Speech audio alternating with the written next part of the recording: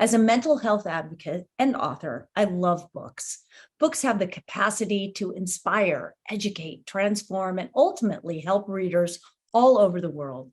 So if you want to publish your book or if you need help writing your story, I highly recommend Mindstir Media, rated the #1 best book publisher around the country. Mindstir Media can help you no matter where you are in the book writing or publishing process. Go to mindstirmedia.com to learn more and schedule a consultation.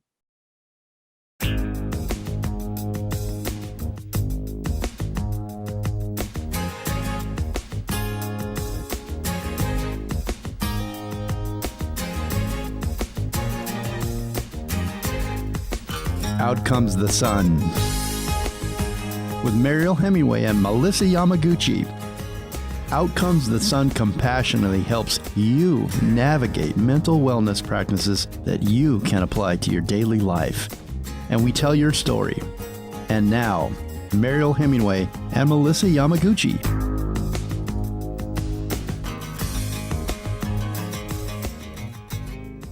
Hello, everybody. Welcome to Out Comes the Sun. Yes, I've got a dog sitting in my lap. Out Comes the Sun radio podcast. We are so excited to be here. I'm here with my co-host, Melissa Yamaguchi. Hello. We have another great show today. It's very exciting. You know, But always we start with a little sunrise segment, a little talk about the world. So today, I think this is really interesting and cool because it's something you and I have done. Well, actually, you introduced it to me because friends from what? Texas? Ireland and Atlanta, Georgia. Ireland and Two Atlanta, different- Georgia, Yeah. sent you this thing called I Am Driven. So anybody out there, it's a site called I Am Driven. Is it I Am Driven? IamDriven.com. Yeah. So Melissa sent this to me and I had to do it like 17 times because Which answered so many questions. so Just I a could change everything so that I could be what I wanted to be, which is driven. No. So this IamDriven.com, it offers a series of questions, like 50 questions, and kind of determining, it's kind of like a personality quiz, determining how you relate to different things in the world, right? And in particular, how you relate to challenges in business or your personal life.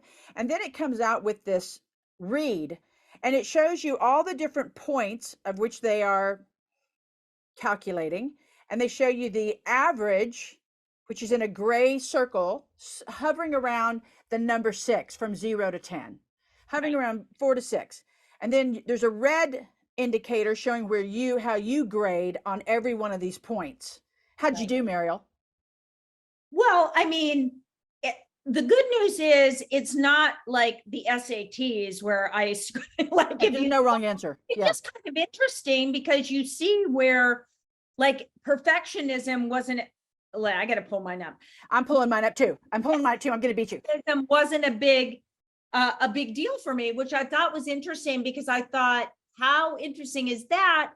Because I think there was a time in my life where that would have been off. Oh, yeah. And now, so I think what was wonderful about the test for me was to realize that you can shift how you are in the world, right? And what you, yeah. and maybe it's being in my 60s now that certain things I don't feel the necessity to be perfect anymore. Whereas, boy, in my 20s and 30s, it was an obsession, right? Yeah. Oh, So yeah. how do you do on perfectionism? I think Let's talk about the different points they grade us on. yeah. So in no particular, well, I'll go around the circle. Big picture. Do you see the big picture in things? Right. Situational identity. How well do you adjust yourself to the situation? Hyper focus. Multi-thinking. Boredom. Horizoning, which means kind of looking out on the horizon to things. Intuitive sensing. Risk-taking. Perfectionism. And resilience. Okay. You said, how'd I do on perfection? Mariel, it's from 0 to 10. The national average was 4.5 on that. That's the Wow. national average. Okay. What'd you get on perfectionism? I'm trying to find my thing. I think you told me you got a 4 or 6. So you were like, it was pretty average. It wasn't It was average. It might have been slightly below. Yeah. right, Yeah. slightly below. Mine's zero. Zero. I obviously don't give a flying rat's rear end what the heck's perfect or not perfect. Apparently, just slap the peanut butter on one side, the jelly on the other, and make a sandwich. I don't know.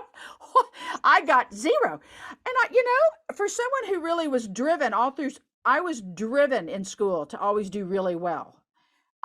That zero on there was, I mean, what'd you get on a situational identity? Do you remember? Explain what situational identity is again. So situational identity is your ability to adjust to the needs of the environment, to the people you're around. Right. So how did you fare? So 10. 10. Like that's my I think that's my strong suit. I have, and maybe that's the actor in me. Maybe it's that it's that ability to be chameleon like, right? Oh yeah. So I find myself, I get great pleasure in being able to adjust myself to a new environment and to new people and to kind of fit in, right? This is interesting because when I was a kid, when you're a teenager and you go to parties and kids would get drunk, right? That was their thing. I would pretend to drink. It was my thing. Really? Yeah. Yeah, just because it was easier for me to kind of slide into where they were. Oh yeah. And actually do it. I was terrified of doing anything like taking drugs or drinking just because of, my past, my family was such addicts. So I was so scared of it, but I loved being with people when they were acting all goofy. So I could actually act more drunk than they ever could. And I'd wake up in the morning feeling fine. Which is weird, but maybe that's why I became an actor. I love kind of being in a group and adjusting to how they are, adapting to their kind of whatever. Maybe that's weird. My situational identity score, you ask? Yes, I 2. do. Okay, so what we've learned, perfectionism is 0, situational identity is 2. I'm basically Popeye. I'm Popeye. I am what I am, what I am, what I am. Okay. What was another one of your big scores that may have surprised you? Gosh. You're going to have to say it because I can't find mine. Well, I'll tell you what. I wasn't surprised given that I've got 20 plus years in work of energy. I wasn't surprised that my intuitive sensing was strong. That didn't surprise me. Big picture was strong on me. That was like 10. That didn't surprise me. What kind of maybe surprised me is that I also got a 10 on boredom. As a matter of fact, I'm tired of this show. I'd like to get off. Where's the leave button? No, boredom was super high on mine. And I think that I've got resiliency and I stick with itness. But apparently I get bored and I'm ready to leave. Yeah, boredom. Multi-thinking was my other 10. Oh yeah, right. Yeah. So I can process a lot of different things coming at me, but I found this thing fascinating. I think it is fascinating. I think I wasn't surprised that I was okay on multi-thinking. I'm very good on the visual. Like once I can see visually and I can hear something. And I know that about you and I, where we're different, is that you need to see and read. Like if you've read it, that's it. Forget it. Anybody out there listening to this, if you send Melissa an email, she will remember it forever. Me, on the other hand, if you have left me a voice mail, I'll remember that. But reading it, not so much. Oh, no, this is the thing that you and I go back and forth. We're like, what's on the calendar? I don't know. Did you hear it? I didn't hear anything. If you've heard it, you tell me what's going on. And if I've read it, I tell you what's going on. It's true. It's true. We're covering all bases. Makes for a great relationship. I'm just saying. Yeah, it really does. Yeah. There's balance in that. Well, thank you everyone for listening to our update on how driven we are or not driven, or how we don't care that much about perfectionism. And maybe that's just a good thing. Who's driving? Yeah, exactly. Well, stay right there. We've got a beautiful guest coming up. Really, truly wonderful two guests, Joe and Larra Donaldson.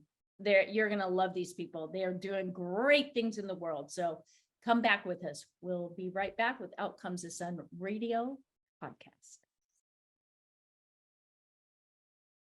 From the recent red carpet premiere of their latest movie, God's Country Song, to Tanzania in July to climb Mt Kilimanjaro for their combat veteran project, to their mega furniture stores throughout Arkansas, Joe and Larra Donaldson are not slowing down, not one bit.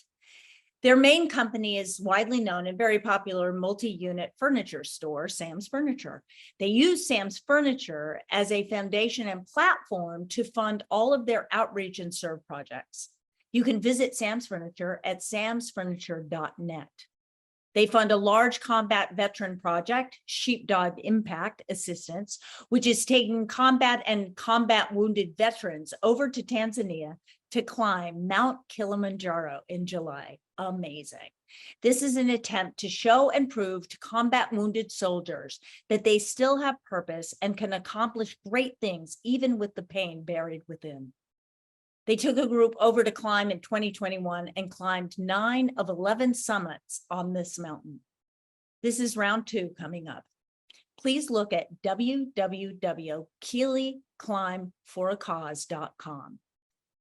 Now, if that wasn't enough, they also travel to villages in Africa where they work with orphan babies and travel to the villages of Vietnam where they take teams to distribute wheelchairs. And if you want to find out more, go to samsfurniture.net to learn about all the extraordinary things that Joe and Larra Donaldson are doing in the world. Welcome back to Out Comes the Sun Radio. We have our amazing guests here. We have 2 guests, Joe and Larra Donaldson, correct? Right. Hi. Yes. And here I'm going to tell a little personal story. I met you in person because I went to Arkansas. Yes, I've got an accent now. I made a movie called God's Country Song, of which you were kind of a part of. You helped, to be perfectly frank, you helped finance this movie. Helped us get furniture and do things.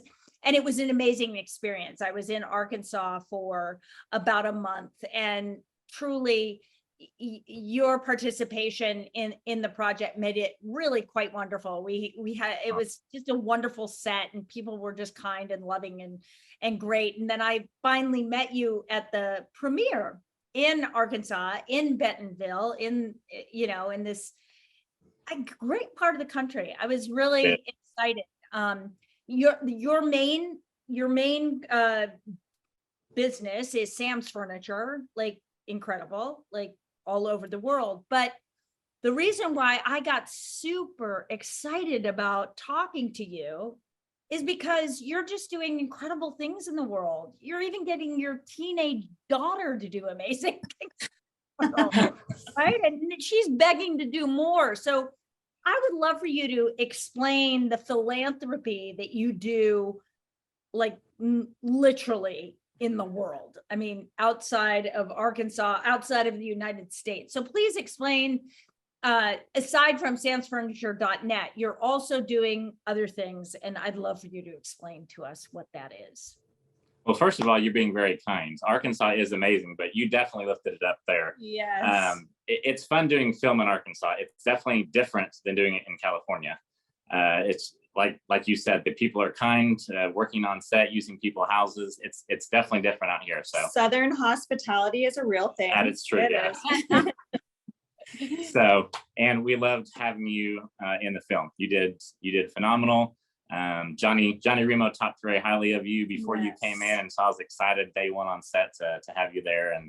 And we're doing some good things with Skip Stone Pictures. As you can tell now, it's good content that we're putting out there for family and for kids, and that's what we're trying to stick with. The world needs better movies.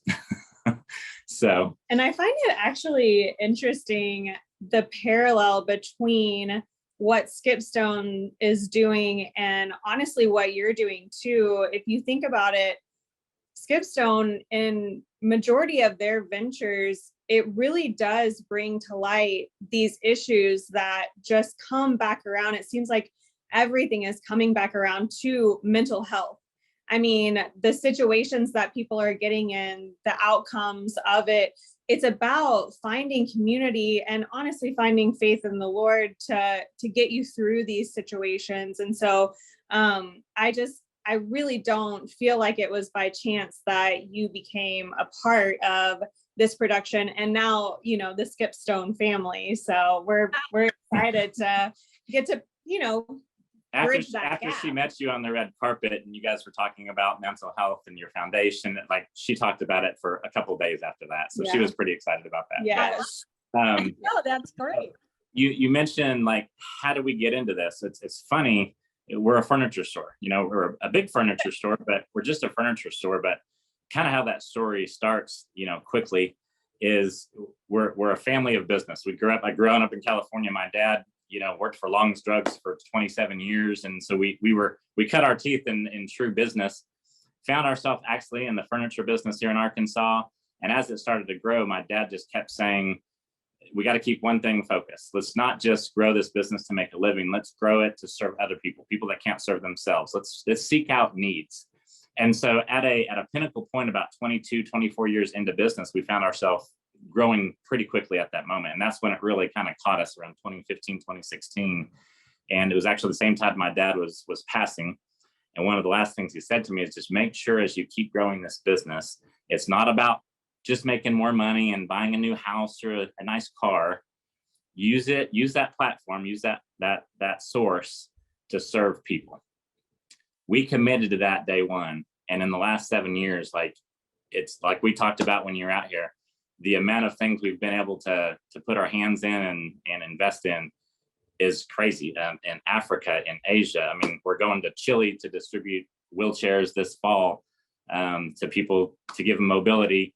We're taking combat veterans to climb Mt Kilimanjaro in July. Like it's all over the board, but it's what we do. We use our business as a platform to serve people. So I just got chills. That is extraordinary. I'd love for you to tell me the story about your daughter going to, I think it was to South Africa. Yeah, to Malawi. Yeah. And how she is like, well, you tell the story. I'm not going to tell the story. So we had the opportunity to partner with a nonprofit called Second Milk, and they are based here out of the US, but they do their work in Malawi. And when they started this, it was the poorest country in the world. It's now the second. So, you know, props to them for the economic growth. But what their primary focus was at the time was to provide formula to infant orphans in the, you know, remote villages of Malawi. So we partnered with them. The way that we chose to do that was to build a team of people within our community and within our company and take them over there, show them the work that Second Milk is doing, and, you know, have them get emotionally invested as well, and to use their platform to really show what the organization is doing over there, the need that there is to help that organization grow. We were just extremely excited that, you know, our daughter wanted to be a part of this as well. Never done any kind of serve trip or, you know, not even gone to a different state and served in, you know, this capacity. She's done local stuff, but it's all just, you know, charity driven little bake sales or anything. And not so Africa. Not Africa. But she was excited for the opportunity, and we get over there and she's 13 years old, and you just see the transformation just in her heart and her perspective to realize that we live in a bubble, you know, and I feel like Northwest Arkansas in itself is definitely its own kind of bubble, but the US it's a safe hubbed bubble, and people do not understand what true need and devastation look like, you know, and it really opened her eyes to that. But even more so, overwhelmed her heart with the joy of the people that are there. I mean, these people have nothing.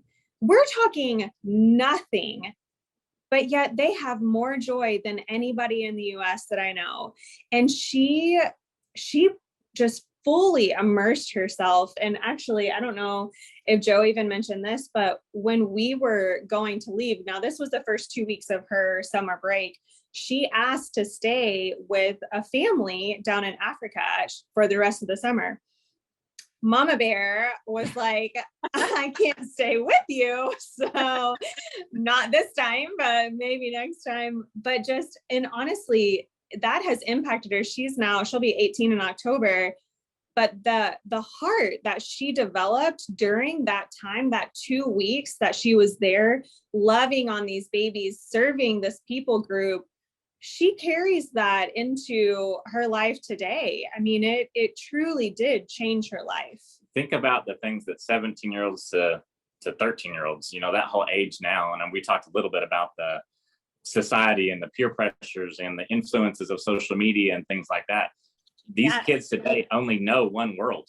And it is a bubble. Mm-hmm. And so you take a 13-year-old to Malawi, Africa, and let her see a village. Not like, National Geographic can't touch it, and it changes this. It's one little trip, but it changes the course of her life. And probably what she'll do is, as an adult, when she gets married and has her own family, how will she challenge the next people she has influence on to go serve and to look outside of our life? Yeah. And that's why what we do.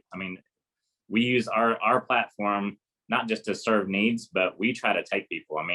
A ton of our leaders in our company, regular employees have gone. I'd say at least 15 of our employees have gone on these trips.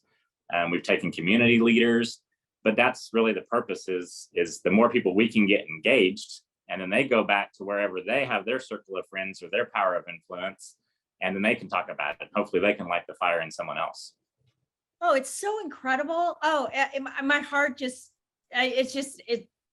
it really is extraordinary. I told you when I was talking to you, just because the world is a different place, and for kids to have a perspective, if you have that opportunity, which you're so fortunate to be able to give that opportunity to your kids, even though you were showing them on, people without any fortune, and yet their hearts were open and their smiles on their face. I've been to India. I took my kids to India when they were very young.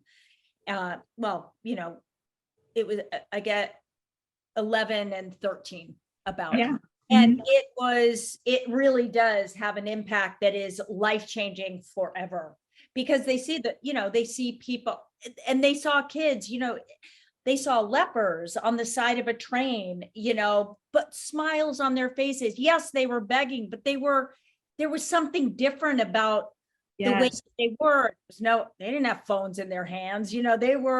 It was a different experience. And I think for children to have that kind of connection with something that's not connected in a, internet kind of false reality, but in a real heart center, a real connection. Wow. Amazing. I think it comes back to one word I think I mentioned when we were talking at the premiere, is an entitlement. And it doesn't mean like, some people are entitled where it's a pride thing. It's like, well, this is mine, I've got this. And, we've got nice things, we've been financially blessed, and we've got a nice house and cars and stuff like that. But I think it's a mind shift of those things don't have you. And I think that's what it does for kids. If you take kids to a place like that and they can see that you can be happy with a lot less, you can, life can be okay. It changes their perspective, hopefully changes their direction in life, to where the cell phones, the social media, the status that, you have to have here to be at a certain level or to be happy or content isn't a necessity. And I think that's where like social media and the internet in whole has really kind of skewed society and skewed the way that, I remember when I was a kid, and I'm not that old, but like, if I dreamed about something, my dad said, oh, just go work hard, you can get it, but I had to look 5 and 10 and 15 years in the future almost to think, if I work hard, I can get this. Life wasn't instantaneous. Like even dreaming about the future, you were truly dreaming about the future.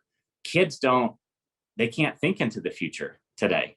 It's so hard because everything in their sphere, even in schools, is right now. And there's a danger in that. And I think to get on the flip side of that, there's a counteract and a benefit of taking kids on serve trips to other countries where they can see these things in these societies where people live, because it'll counterbalance what we're exposing them to here in our country. Yeah.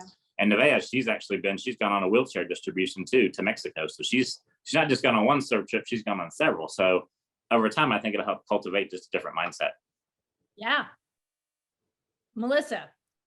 Yes, I'm thinking about your business. Well, I'm not gonna just jump in. I'm waiting. I'm being respectful.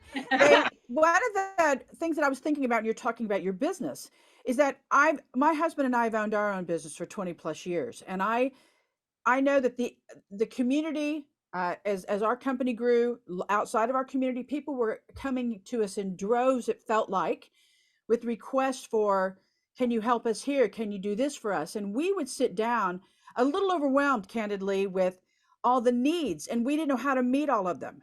So my question to you is, to whom much is given, much is expected. And you have been blessed by your own admission, certainly with your spirit. You both have an incredible spirit to give and to serve. When you are being inundated with this influx of need, how do you start? How do you pick the yes, this yes now, this not yes now? Like, what do you have a criteria that you hold yourself and your company to as you're going through it? We are just starting to get to that point, because this kind of happened really fast. It just really started 5-6 years ago, and it started with, things that we had a heart for, with poverty or with children and this and that, and it did kind of just, like you said, we're a small business in an area of 500,000-600,000 people. I mean, a good sized business, but a small business. Yeah. The moment they see that side of your brand, they come running. Oh yeah. And so it went from 5 or 10 requests, maybe a year to 5 or 10 a week, in a 5-year period of time. But we're kind of just now putting together our, Larra calls them our pillars of of giving, pillars so to speak, giving. Right. Because they have come to us from all angles, and we're really wanting to focus on things that can truly impact the future.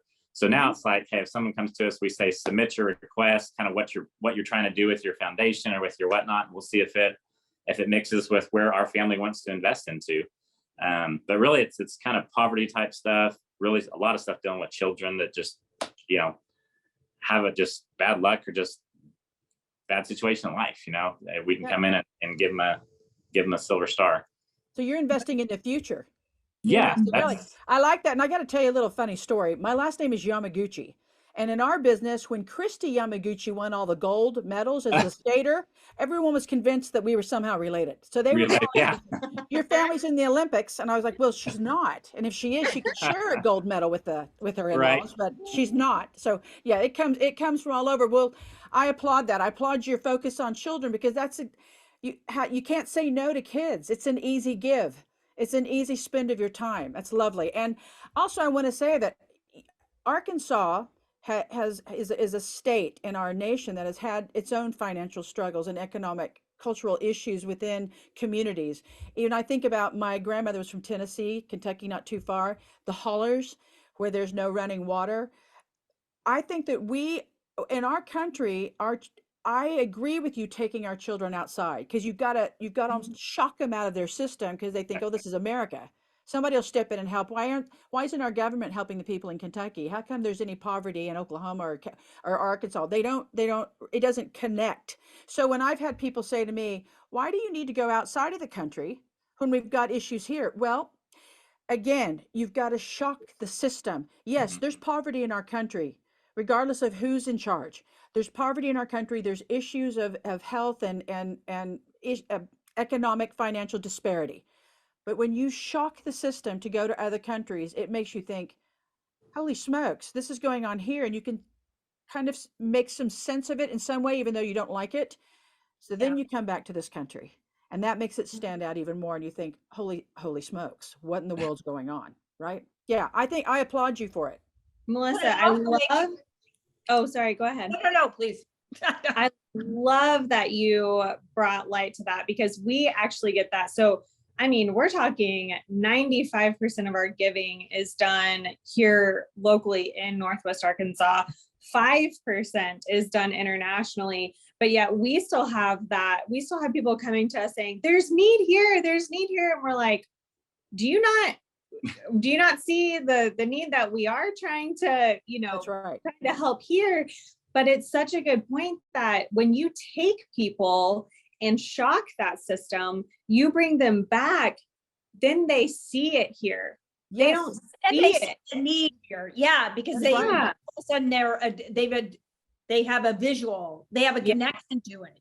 Because you Yes. don't see what you also you don't see what you don't want to see, right? You Yeah, don't wanna see absolutely. our country is maybe not as awesome in every corner as we thought it was, right? And Yeah. we don't want to believe that our children are challenged and have suicidal thoughts. I mean, we don't want to believe that. We want to believe that we're raising smart, wonderful, well-adjusted kids, and yet society's kind of pulling, like that's what we talked about that night. Like, oh Yeah. my gosh, there's this pull all the time away from your heart center, from your sense of, gosh, just being at peace. I mean, everything's like so chaotic that how do you find peace? I just love that you're helping, you're helping people to go extreme so that they can get simple. Do you know what I mean? Yep. Yes. Very When good. you say where is our peace, something hit me when you said that, and it's our reality here in the US, in our little towns, in our little lives, isn't reality anymore. Like, if I think back 10 or 20 years ago, to me, the way I was raised, the things that you have good influences, bad influences, and it's normal life. That was kind of normal reality. It was what's expected. I think so many things have shifted today with influences. And I hate to go back to internet and social media, but everything that's out there, the things that we had to learn growing up through parenting, kids at 5 can go find on the internet. Like, there's no system to growing our kids into the exposure to the world happening in the right time frame. Like, kids just get thrown out there in the system, and in a 2 or 3 year period of time, they're exposed to what they should have learned over a 10 or 15 year period of time. God did not design us to withstand that fast. And Yeah, I think crazy. it's crazy. And No, that's it is an interesting question, because it's like, but it's a conversation that Melissa and I have all the time, because the internet's not going away. AI is not going to go away. None of these things are going to go away. But how do you protect the kind of family unit? How do you protect that? How do you protect that little bubble? Your values. I watch. You don't know Melissa, but I know her very well, and she's an insanely good mother, and her and her husband are incredibly good parents. It makes me cry, because they really are. They're just extraordinary. But I see her creating this. It's not even, she doesn't even have to do it anymore. It just sort of happens. But there's this bubble of family that she has created, and it's kind of impenetrable in a way, in a good way. Like it just is. And I think that is something we need to cherish, right? But it's up to the individual. It's up to you, Joe, and you, Larra, as parents, to create that bubble for your family. It's up to me and Bobby to create that bubble in my family, because it's not up to the internet. It's not up to your educational system. It really is up to your communication skills, your ability to connect with what matters to you, to your heart, what drives you forward. But it's, I don't know. I just, and it's more important now than ever. Yeah. And I'll tell you, my grandmother always used to tell my brothers and me, whole lot of love and a little bit of fear of God never hurt anybody. So I love it. the children, my children were raised with a lot of curiosity, and we encouraged that, but they also knew parameters, and what they also knew repercussions if they stepped over. You can make any choice you want, but you will have to face the repercussions if it's an area that you were misguided. Anyway, I think that what you're doing with your daughter is so vitally important. It's our job. That's what part of the inheritance we leave our children. is their Yeah. spirit of goodwill and their heart for humanity. So kudos to you for leaving your daughter a good inheritance. That's how we can operate our family, our business, and everything. The mission statement on the wall downstairs here in our store is, what is it? To be the best furniture store in Arkansas while serving those in our community and around the globe. So it comes back to that foundation of mindset in our family. Yeah. Is no matter what you're doing in life, no matter what your foundation, your platform, your influence is, it can't just be about you. And I think that's the key thing that we all need to be teaching the young ones today, because they're not getting it anywhere else. They're not getting told that and influenced to do that. So we got to teach them that life, the balance of it, especially if you go to scripture, it's, the word love and serve is in the Bible probably more than just about anything else. That's because that's what it's about. It's about loving and serving other people. Yeah. And we're all connected, right? We're all connected. I mean, regardless of what your belief system is, we are connected. I'm sorry, we're connected, just family. So don't forget.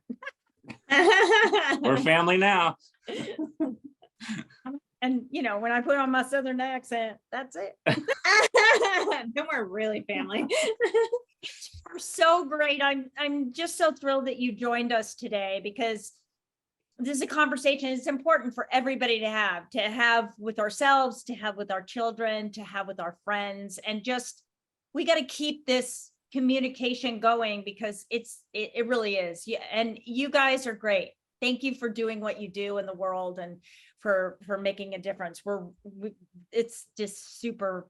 We're just super grateful. So thank you so much for joining us today. Absolutely. Thank you. Thank you for the one of these opportunity. days, one of these days you need to come on a trip with us to Africa or go to Vietnam and distribute wheelchairs, Chile. or Mexico. Well, Melissa and I, because we will show up. that'll work. Thank you so much. You're awesome. And everybody, stay right where you are. Don't leave or stay in your car. Keep it on this dial, because we are coming back with Melissa's energy tip for the day. Ooh.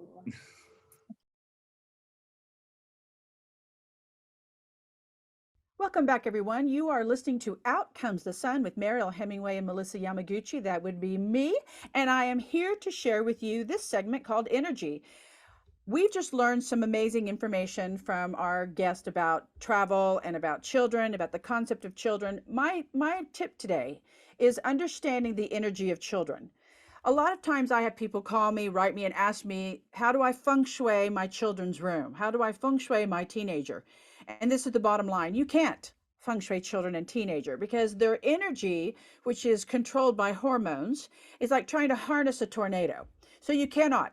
Your best point of action when you're working with your children, the best information and advice I can give is to ensure that their bedrooms are their safe havens, that there is no clutter in their rooms. And I'm not talking about an errant toy or a book that's fallen off the shelf. I'm talking about that there's no unwanted things in the room, things that don't bring them happiness. They've got to have a space where they can escape and have quiet and have peace. They don't have to study in the rooms. I know a lot of people have TVs in their children's room. If you choose to do that, then when they go to bed at night, please put something over the TV to shift the energy. But the room should really be a haven for your child, for your baby, all the way up into your teenager while they're navigating this thing called life. So keep the room very, very quiet. If you are able to have a place where they can study outside of their bedroom, ensure that it's an area that gets them, if you can, some natural lighting. If you don't have natural lighting and you don't have a window that you can open for them, then bring in a fan to keep the room slightly cool. Make sure there's enough lighting around. Make sure that it's ambient enough that it allows them to be focused. When my children were of school age, I always had pictures of things around that would motivate them for whichever subject they felt that they weren't the strongest in.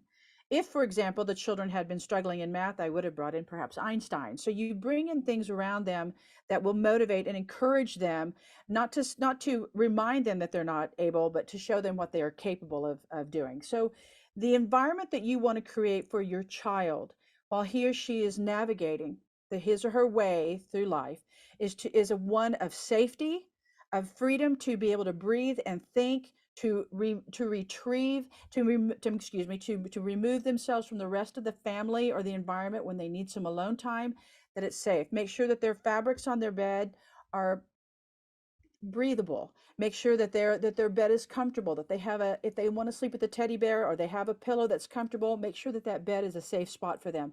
It's all about creating comfort for the child. We always talk about creating a spa-like environment, a haven for mom and dad's room or mom's room or whatever. Yes, but we need to think that way also for the child so that he or she feels like they're safe. That's my tip for you today on energy. Now don't go anywhere. Be sure to come right back. Put that coffee in the cup holder and keep the dial up on high, because next up is Mariel Hemingway, and she's going to be sharing with you information on how to stay balanced. Come on back. Welcome back, everybody. Thank you so much, Melissa. I love that tip. So good. You're always good. Now, kind of in keeping with your bedroom, I'm going to stay with the sleep mode. A little bit of, you've given us tips on how to make your bedroom a safe haven, a place of peace and quiet, and for sleeping. Your bedroom is for sleeping. Remember that when you're, turning your computer on or you've got that television, cover the television up if you can. But here's my balance tips that make sleep so incredibly good, because sleep is so important for us. And I used to think, oh, I'm a meditator, I don't need that much sleep. I this, I that, and then I met Bobby and he was like, actually, you need 8 to 10 hours of sleep. I was like, come on, please. I was getting like 5-6 hours of sleep. I thought I was a rock star. And the truth is, I was I had adrenal fail, I was exhausted and I was kind of running on fumes, using a lot of caffeine, using whatever. Right now, we can do that once in a while, but when you do it over a consecutive amount of time, it creates what's called, it's just hyper aging. You just start to age very, very quickly. Sleep is the number one way to create recovery and for longevity. That is how your body and your brain comes back into, homeostasis. It comes back into balance. So sleep is so incredibly important. And the room that you sleep in is incredibly important. I have an amazing mattress. It's a natural mattress, an organic mattress. It's by Naturepedic. It was a wonderful company. They make these amazing organic mattresses. And the truth is, you think, oh, well, how can that affect me? Well, having synthetic rubber or, coils and metal and all that kind of stuff underneath you, vibrating underneath you, can zap your energy and actually prevent you from sleeping well. So when I got this amazing mattress, I was just like blown away because, you sleep really well. Number one, invest in a good mattress because sleeping is so important. Number two, make your room dark room. Bobby, when I first met him, I think we were, well, not when I first met him. Okay. I don't want you to think that we slept together right away, because we did not. But when we did, and we were in a hotel room, no laughing, Melissa. I know you're over there laughing. Anyway, when we were in a hotel room, all of a sudden we're getting ready for bed, and he keeps turning the lights off and going up to the windows and covering them with towels and other blankets, and he's got tacks. And anyway, the room was so dark that I couldn't find my way to the bathroom in the middle of the night.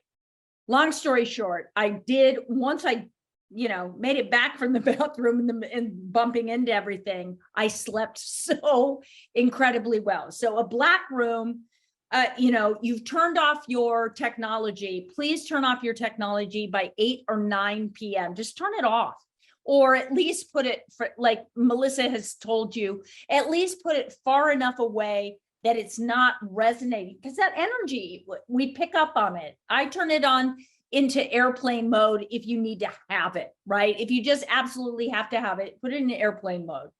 that's number one. Sometimes we've even turned off our entire, like in the summer when it's warm, we've turned off our electricity and the internet goes off, and you would be amazed at the incredible silence of a home that has no electricity rushing through it. So that's number one. And then, black room and a cool room. Again, like Melissa was just saying in her tip, cooling off a room of a teenager, anybody needs to be, it's best to sleep cool. It improves your sleep tremendously. So having a cool room is incredibly important. And the quality of your sheets, yes, they should be like a natural, breathable material, and a good mattress. And what else about a good room? I just can't think of anything. And then, say your prayers, say your prayers, or meditate, think of, do a 2 to 5 minutes of just silence, imagining your day. Sometimes Bobby and I will even go through the day that we just had and think, where could I improve? Where could I have done something differently? Where could I have been a little bit more compassionate, a little bit more understanding? Maybe I didn't need to react so strongly to this, that, the other thing.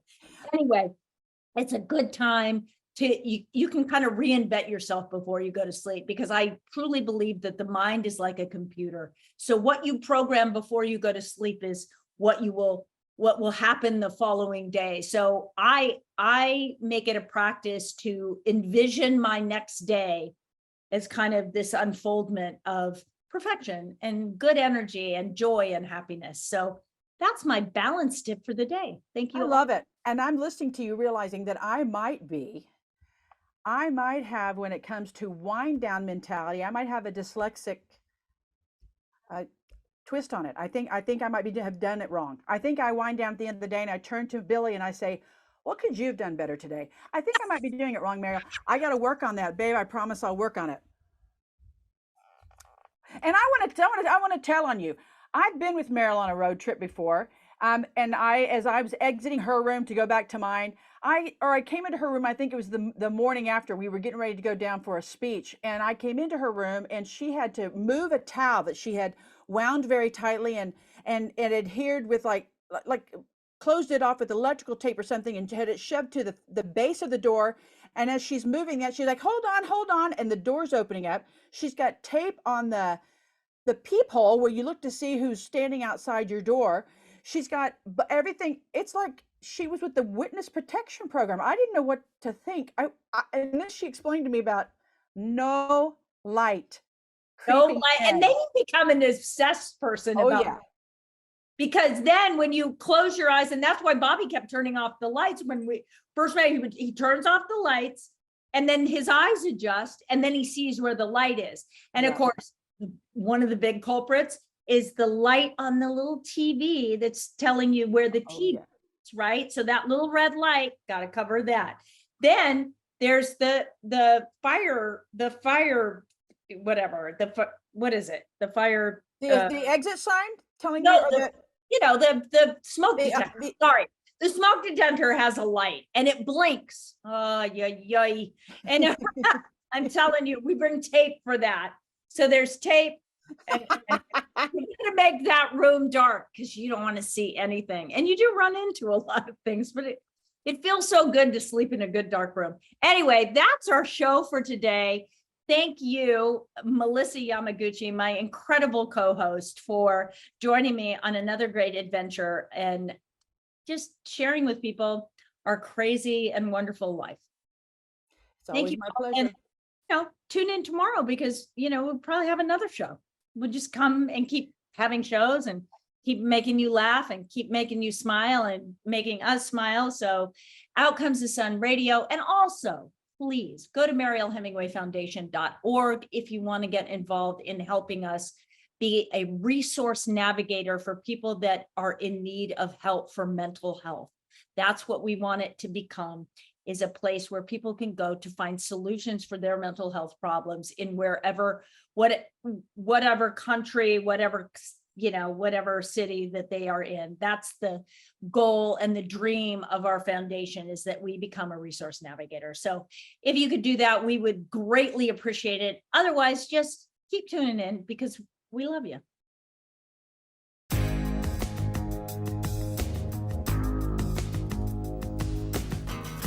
Out Comes the Sun has been a production of Evolve Entertainment. Hosts Mariel Hemingway and Melissa Yamaguchi. Executive producer Jeremiah Higgins. And sound engineer and producer Richard Dr. D. Dugan. Thank you for listening.